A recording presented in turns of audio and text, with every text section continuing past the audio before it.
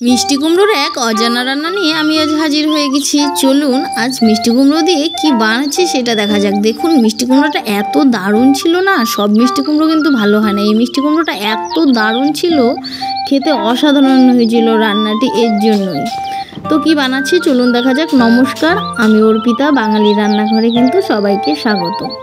আশা করছি ভিডিওটি শেষ পর্যন্ত দেখার অনুরোধ রইল, আর ভালো লাগলে অবশ্যই চ্যানেলটি সাবস্ক্রাইব করে বেল নোটিফিকেশনটা অন করে রাখবেন, তাহলে আমার নিত্য প্রয়োজনীয় সকল রান্নায় আপনার কাছে খুব সহজেই তাড়াতাড়ি সবার আগে পৌঁছে যাবে। আর আমি কিন্তু গ্রামাঞ্চলে খুব পুরনো রান্না খুব সহজভাবে তুলে ধরার চেষ্টা করি।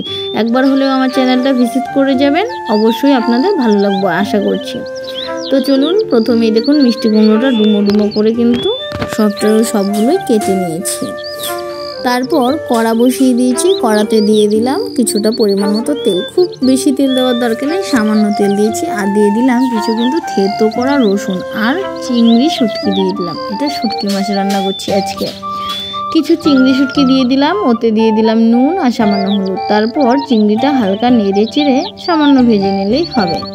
তারপর ভেজে নিয়ে ওখানেই দিয়ে দেব কুমড়ো দিয়ে দেবো ওতে নুন হলুদ। এটাকে সবাই কুমড়ো বলে, আমরা কিন্তু একে মিষ্টি লাউ বলি। কে কে এই নামে চেনেন অবশ্যই কমেন্টে জানাতে ভুলবেন না। তো নুন আর হলুদ দিয়ে আরও কিছুক্ষণ সময় ধরে নাড়িয়ে চাড়িয়ে চাপা দিয়ে দেবো।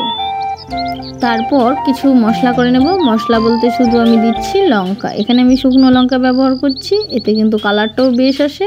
আর ঝাল শুটকি মাছের ঝাল খেতে কিন্তু বেশ ভালো লাগে, ঝালটাও দারুণ হয়েছিল, এর জন্যই সব কিছু কম্বিনেশানে তরকারিটা অসাধারণ হয়েছিল, ঝাল মিষ্টি সব কিছুই ছিল।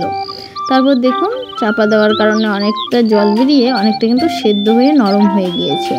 এদিকে আমার লঙ্কাটাও কিন্তু বাটা হয়ে গেছিলো, তাই দিয়ে দিলাম ওখানে লঙ্কা দিয়ে। এখানে কিন্তু কোনো ঝোল ব্যবহার হবে না, এই লঙ্কাটা দিয়ে কিছুক্ষণ সময় ধরে হালকা আছে কষিয়ে নেব। কষাতে কষাতে মশলার একটা গন্ধ সেটা কিন্তু চলে যাবে। আর এদিকে দিয়ে দেবো আর একটু পরিমাণে চিনি। মিষ্টি কুমড়োতে এমনিতেই অনেকটা মিষ্টি থাকে, তাই বেশি মিষ্টি দেওয়ার দরকার নেই। আর মিষ্টি কুমড়োতে একটু চিনি দিলে স্বাদটা আমি মনে করি আর একটু বেড়ে যায়। তারপর আরও কিছুক্ষণ নেড়ে চেড়ে নামিয়ে নিলাম, দারুণ হয়েছিল। একবার হলেও কিন্তু অবশ্যই ট্রাই করতে ভুলবেন না।